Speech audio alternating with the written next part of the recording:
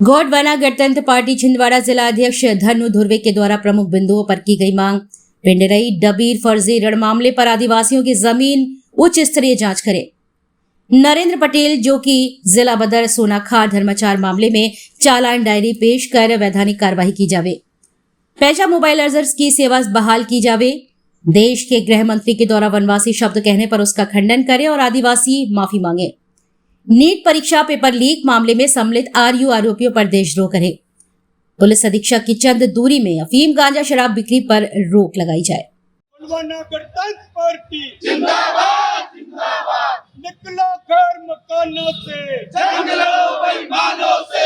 निकलो घर मकानों से, जंग लड़ो बेईमानों से। निकलो घर मकानों से, जंग लड़ो बेईमानों से। अभी तो ये अंगड़ाई है, आगे और लड़ाई है। अभी तो ये अंगड़ाई है, आगे और लड़ाई है। हर जुल्म चोर के टक्कर में संघर्ष हमारा नारा है। हर जुल्म चोर के टक्कर में संघर्ष हमारा नारा है। फर्जी रजिस्ट्री प्रशासनिक कब्जा बंद करो, बंद करो। फर्जी रजिस्ट्री प्रशासनिक कब्जा बंद करो, बंद करो। फर्जी रजिस्ट्री। मैडम आप मुद्दा क्या है? जवाबदेही अधिकारी क्योंकि हम आपसे कुछ प्रश्न करेंगे, उसका संतोषजनक जवाब भी आपको देना है या फिर हमको समय देना पड़ेगा। मैडम ये मामला है,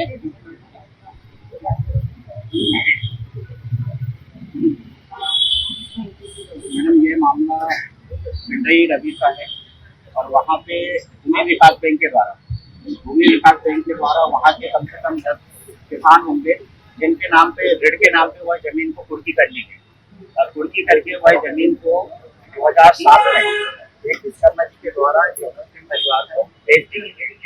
लेकिन आज दिनांक तक उस जितने भी खसरा है जिसमें ऋण का हवाला दिया जा रहा है, कोई भी ऐसे प्रतिवेदन में ये नहीं कहा गया है कि यह जमीन बंद है। फिर किस आधार पर वो कुर्की हुई, सबसे पहले इसमें कुछ जांच कमेटी बैठाई जाए। और दूसरा हमारा बिंदु की सोनाखार में जो आदिवासी धर्माचार है विजय सिंह अड़माची जी, उनके साथ मारपीट की गई खंडेरा विवाद को लेकर के और मारपीट की गई।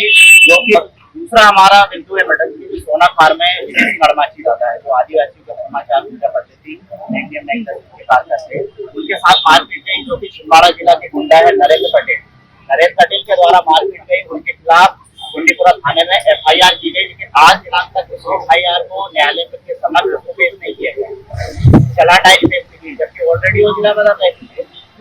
कोई शोषित पीड़ित गरीबों के ऊपर अगर कोई ऐसा कृत्य करते हैं तो उन्हें उठा के जेल में डाल देते हैं। लेकिन क्या यहाँ न्याय नहीं मिल रहा है क्या? जो आतंक अपराधी है, जो गुंडा वाली जो जिला बदल की कार्रवाई, उनको आज दिनांक तक पुलिस कार्रवाई नहीं की गई और चालान डायरी पेश नहीं की। यहाँ का शासन प्रशासन नियम कानूनों को धज्जी उड़ाया जा रहा है क्या? नियम कानूनों को ताक में रख के क्या इस देश का संवैधानिक व्यवस्था खत्म हो गया है? इस देश का लोकतांत्रिक व्यवस्था खत्म हो गया है? सबसे बड़ा प्रश्न चिन्ह है। तीसरा हमारा विषय है कि आदिवासियों की जो पहचान होती है, जो 5 जनवरी 2011 का जजमेंट में कहा गया है कि आदिवासियों को दैव दानव और राक्षस वनवासी कहा गया है। ये मार्कंडे कायट जो ज्ञान सुधा मिश्रा के जजमेंट में कहा गया है।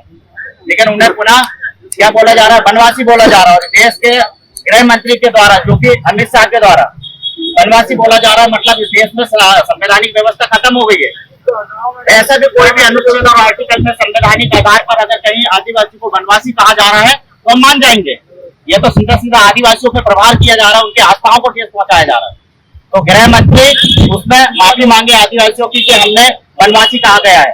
क्योंकि 5 जनवरी 2000 के जजमेंट को न्यायपालिका ये माननीय सुप्रीम कोर्ट से आप बड़े हो गए क्या? इस देश की न्यायपालिका से आप बड़े हो गए। तो ये आदिवासी समाज विरोध प्रदर्शन करता है, इसका खेद करता है कि ऐसे वक्तव्य का आप खंडन करें और उसमें माफी मांगे आप। चौथा हमारा विषय है कि जिले में नशा बहुत तेजी से बिक रहा है। मोहल्ले में गांजा चरस बिक रहे हैं। धर्म देखने में देखे कि 5 से 10 दुकानों में खुलेआम गांजा बिक रहे हैं, जबकि वहाँ पे SP कार्यालय भी है, पुलिस अधीक्षक महोदय का कार्यालय, वहाँ पे केंद्रीय विद्यालय संचालित हो रहा है, शिक्षा चलता है, अशिक्षित स्कूल है। इस देश का भविष्य वहाँ पढ़ रहे हैं और वहाँ धड़ल्ले से शराब बिक्री हो रही है और गांजा तस्करों की वहाँ बिक्री हो रही है। तो क्या शासन प्रशासन क्या कर रहा है यहाँ पे? तो उनमें नकेल कसी जाए मैडम। 5वां हमारा विषय है कि जो मध्य प्रदेश सरकार इस देश के युवाओं के भविष्य के साथ खिलवाड़ कर रही है। पैसा मोबिलाइजरों को उनको सेवा से खत्म किया जा रहा है, उनका सेवा समाप्त किया जा रहा है। तो उनको पैसा मोबिलाइजरों की सेवा को तुरंत बहाल किया जाए मैडम। ऐसी नीति बनाने वाले शासन प्रशासन से हम कहते हैं कि उसका बिल्कुल बुरा तैयार होती है। हम इसको देखते हुए उनके न्याय संगत निर्णय लेने का निवेदन करते हैं। और छठवां हमारा विषय है कि जो नीट परीक्षा जो हुई उसमें पेपर लीक हुए, जो पेपर लीक हुए तो नीट परीक्षा में जितने भी अभ्यर्थी रहे उनके भविष्य के साथ सीधे सीधे खिलवाड़ किया जा रहा है, जिंदगी और मौत के बीच वो लड़ रहे हैं।